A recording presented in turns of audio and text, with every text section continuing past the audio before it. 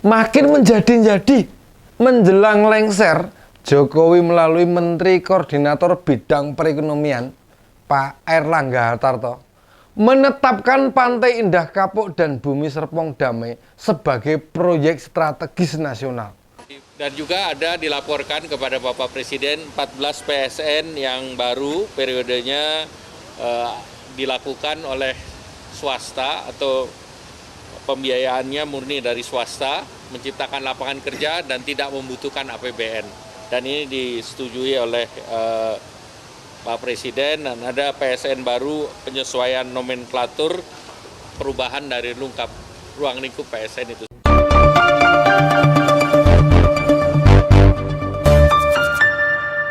Keputusan ini sangat kontroversial, mengingat baik Pantai Indah Kapuk maupun Bumi Serpong Damai digarap oleh dua kolega oligarki Jokowi, Agung Sedayu Group dan Sinarmas. Keduanya juga mendapat jatah di IKN. Siapa yang nggak jadi berpikir buruk kalau begini? Bumi Serpong Damai atau BSD dan Pantai Indah Kapuk itu sebenarnya itu elit banget itu. Bukan kawasan biasa yang dihuni rakyat jelata. Kan biasanya padat penduduk. Untuk bisa tinggal di sini, kita mesti tajir, melintir, bungkir, jungkir, pokoknya nganggo kendir apa-apa ta. Lah piye? Ra kendir gimana tuh? Harga per unit rumahnya loh puluhan miliar.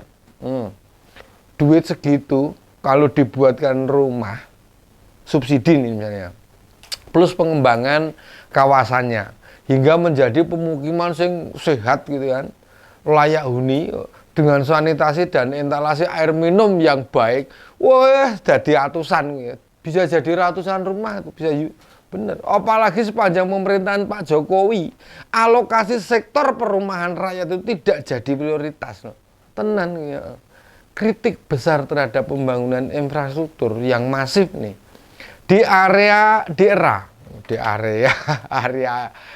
rest area di eranya Pak Jokowi itu ada dua. Yang pertama, pembiayaan membuat utang negara naik gila-gilaan nih, tembus 8.000 triliun, 4 kali lipat di zamannya Pak SBY. Terus kemudian yang kedua, disinyalir proyek-proyek Jokowi itu tidak menyasar ke masyarakat bawah, masyarakat miskin, masyarakat yang rentan ekonominya. Padahal masyarakat biasa alias rakyat jelata inilah yang paling banyak menjadi rakyat Indonesia alias mayoritas. Umumnya jumlahnya lo sabrek wes tenan akeh tenan kowe. Coba saja. Siapa sih pengguna jalan tol itu? Siapa sih yang nonton sirkuit di Mandalika sana? Atau siapa pengguna kereta cepat itu? Tentu saja bukan masyarakat biasa. Mengapa dulu Jokowi tidak memasifkan pembangunan kereta api, kapal atau aneka transport massal yang lainnya itu ya, yang biayanya bisa jadi lebih murah daripada membangun jalan tol. Tuduhan bila Jokowi tidak berpihak kepada wong cilik semakin terbukti dengan penetapan BSD dan Pantai Indah Kapuk loh, sebagai PSN. Nih, ahli tata kota nih. Nirwono Yoga sampai heran dengan urgensinya Pantai Indah Kapuk dan Bumi Serpong Damai mesti dijadikan PSN. Sehingga banyak dapat kemudahan negara. Kedua, proyek itu seharusnya diserahkan kepada pengembang swasta dan dibiarkan berkembang sesuai kebutuhan pasar. Pantai Indah Kapuk dan BSD loh, sudah bisa berkembang secara mandiri kok, tanpa harus menjadi PSN. Memang ada maksud lain. Pemerintahan Jokowi saat menetapkan kedua proyek itu sebagai PSN.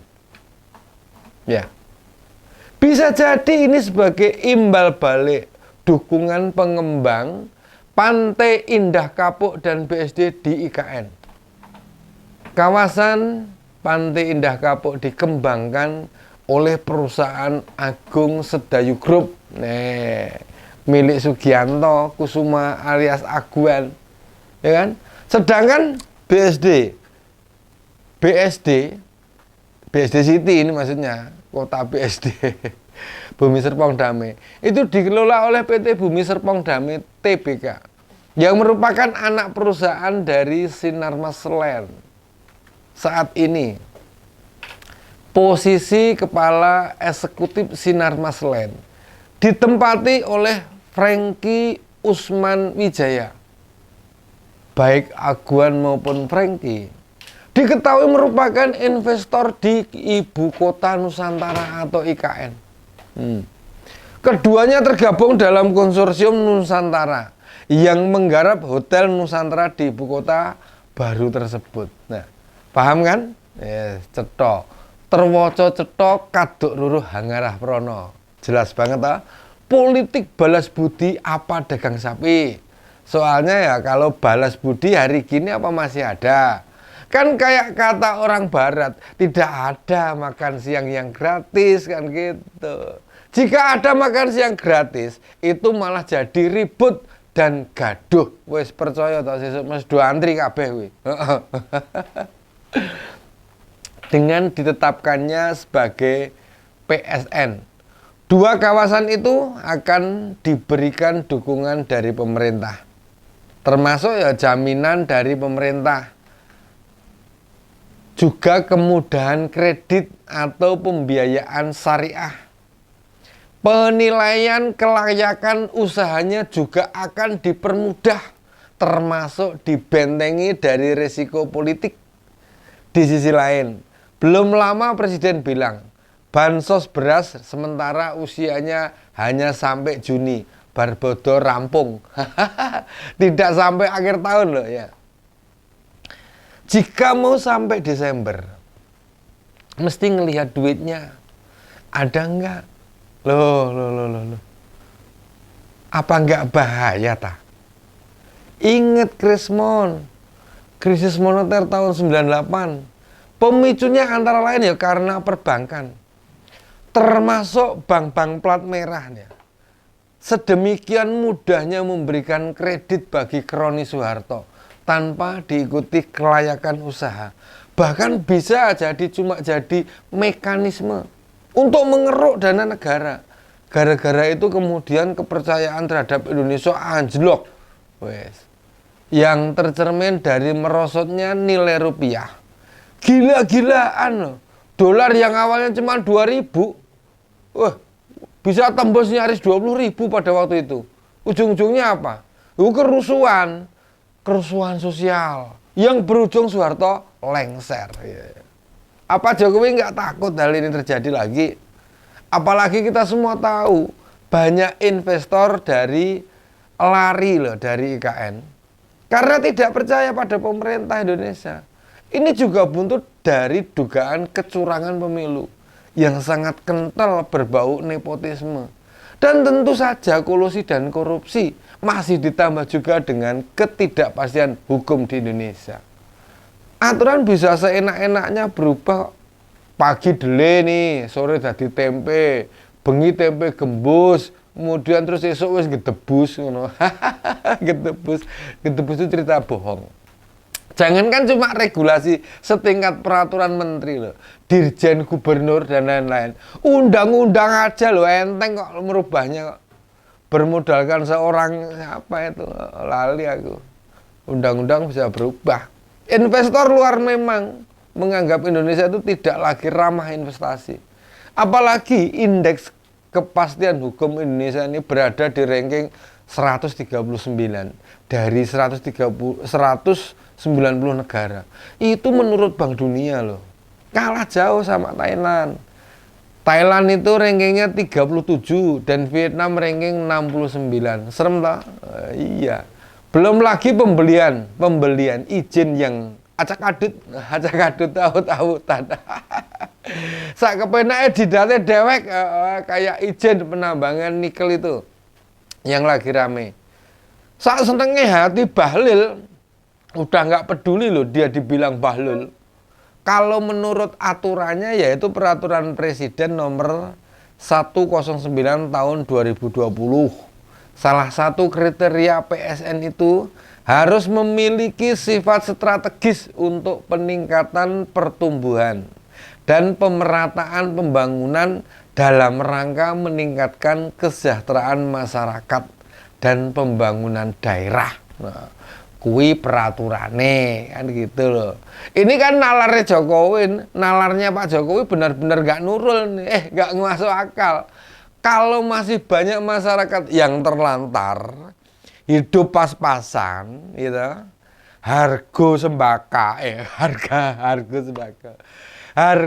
sembako, gitu kan, pada naik, kan mereka dulu yang mestinya diperhatikan. Rakyat jelata itu loh gatekno dhisik, gitu kan. Bukan kawasan elit yang masyarakatnya nggak usah dibantu pemerintah aja bisa kok membuat bangunan dan lingkungan mewah sendiri. Wis, negara kok samsaya suwe tambah maut. Diatur sak karepe dhewe iki kepiye lagi. Kalau memang itu tujuannya ya untuk mendorong percepatan pembangunan, kenapa enggak kawasan masyarakat menengah ke bawah yang dibangun? Lahan BSD itu loh, contohnya. Luas lahan BSD itu sekitar 6.000 hektar. Dan yang terbangun sampai sekarang ini kurang lebih sekitar 3.000 hektar loh. Bayangkan, kalau ini dikembangkan jadi kawasan hunian masyarakat dengan harga terjangkau, sekaligus dibangkitkan fungsi ekonominya. Dengan demikian, PSN ini bisa memberikan nilai tambah ekonomi yang lebih luas dan menggerakkan ekonomi lokal. Penetapan PSN ini seenak jidatnya dewe. Sebenarnya penyalahgunaan wewenang dengan dalih status PSN, penetapan status PSN bagi BSD dan Pantai Indah Kapuk jelas tidak sesuai regulasi. Karena salah satu tujuan PSN haruslah untuk pemerataan ekonomi, bukan untuk memperkaya sekelompok orang tertentu. Walaupun katanya pembiayaan PSN ini berasal dari investor swasta dan tidak membutuhkan dukungan dana APBN. Siapa yang mau percaya? Kalau swasta bisa sendiri, kenapa kudu ditetapkan menjadi PSN? Nah, ibarat kata ini kayak jeruk minum jeruk. Ntar kayak IKN sama kereta cepat. Katanya dulu mandiri dari investor, right? Pakai APBN kan ujung-ujungnya.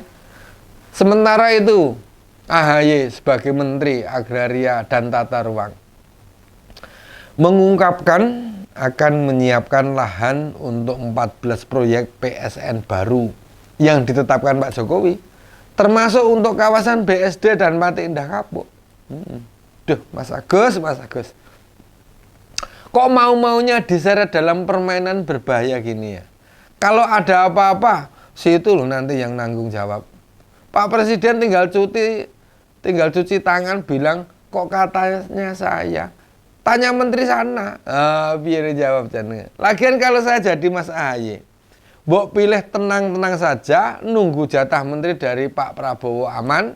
Ngapain jadi menteri di penghujung pergantian rezim saat Jokowi lagi cemar-cemarnya namanya. Menyusul tindakannya yang sering tidak mengedepankan kepentingan masyarakat banyak. Apalagi di penghujung jabatannya. Seharusnya tidak banyak mengambil keputusan strategis yang akan membebani penggantinya. Kan kasihan Pak Prabowo. Apa emang maksudnya gitu kali ya? Biar Pak Prabowo nanti yang kena getahnya. Iyalah Pak pantesan Pak Prabowo terlihat mulai pecah kongsi gitu. Nah, demikian opini kali ini. Salam seger waras, tetap semangat, sampai jumpa lagi.